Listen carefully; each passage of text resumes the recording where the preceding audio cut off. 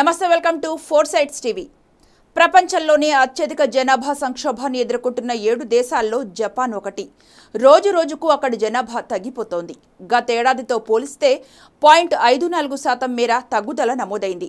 2020 నాటికి 12.7 కోట్లుగా ఉన్న జనాభా గత శతాబ్దపు చివరి నాటికి 5.3 కోట్లకు చేరే ప్రమాదం ఉందని లాన్సెట్ అధ్యయనం హెచ్చరించింది. అక్కడ జనాభా సంక్షోభానికి అద్దం పట్టేలా రికార్డు స్థాయిలో ఖాళీగా ఉన్న ఇళ్ల సంఖ్య 9 మిలియన్లకు చేరినట్లు గణాంకాలు వెల్లడిస్తున్నాయి. ఈ ఖాళీ ఇళ్లను ఒక్కొక్కరికి ఇచ్చుకుంటూ పోతే ప్రపంచ ఆర్థిక రాజధాని న్యూయార్క్లో నగర జనాభాకు సరిపోతాయి. ఇక్కడ అలా ఖాళీగా వదిలేసిన ఇళ్లను అకియా అంటారు. ఒకప్పుడు గ్రామీణ ప్రాంతాల్లో దూరంగా నివాసాలను కూడా ఈ పేరుతోనే పిలిచేవారు.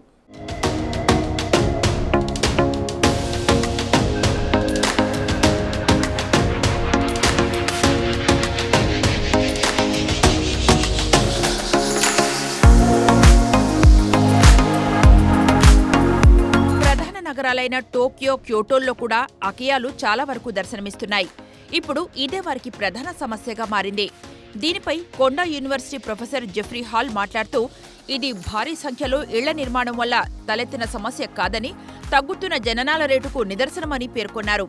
దేశంలో వృద్ధుల సంఖ్య పెరగడం, అదే సమయంలో జననాలు పడిపోవడం కూడా దీనికి ప్రధాన కారణంగా నిలిచింది. కొన్ని గణాంకాల ప్రకారం జపాన్లో మొత్తం 14% ఇళ్లు ఖాళీగానే ఉన్నట్లు తెలుస్తోంది. వ్యక్తులకు ఉన్న రెండో ఇల్లు, ఇటీవల ఖాళీ అయిన గృహాలు కూడా ఈ జాబితాలో ఉన్నాయి. దీంతో ప్రకృతి విపత్తులు వంటి వచ్చిన వేళ ఇలాంటి ఖాళీ ఇళ్లు సహాయక చర్యలు చేపట్టే వారికి అడ్డంకిగా మారుతున్నాయి.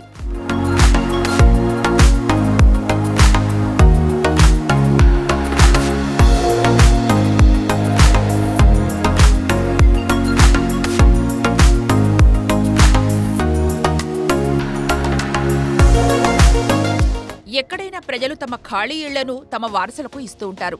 కానీ జపాన్ దేశంలో జనాభా లేకపోవడం, ఉన్న యువతరం పట్టణాల్లో స్థిరపడడంతో వీటిని చూసేవారు లేరు. ఈ నేపథ్యంలో రికార్డుల్లో లేని ఇళ్లను స్థానిక అధికారులు స్వాధీనం చేసుకుంటున్నారు. పాత ఇంటిని కూలగొట్టి కొత్తది నిర్మించుకునే బదులు వాటిని అలాగే ఉంచేయడం చౌక అని ప్రజలు భావించడం కూడా వీటి సంఖ్య పెరగడానికి కారణమవుతోంది. ఈ ఇళ్లు ఎక్కువగా ఉన్న కాలనీలకు బస్సులు, ఇతర రవాణా సదుపాయాలను రద్దు చేయడంతో కొనుగోలుదారులు కూడా వెనకాడుతున్నారు. జపాన్లో ఇలా నిరుపయోగంగా ఉన్న ఇళ్లను విదేశీయులు కొనుగోలు చేస్తున్నారు.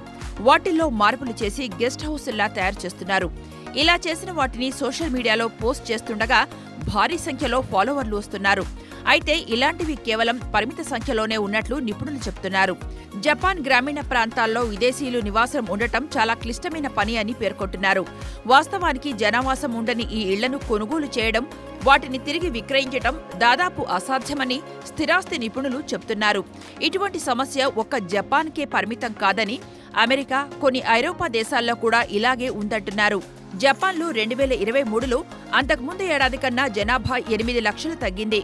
గత 8 ఏళ్లుగా ఇదే ట్రెండ్ కొనసాగుతోంది. ఈ దేశంలో మొత్తం 12.5 కోట్ల మంది నివాసముంటున్నారు.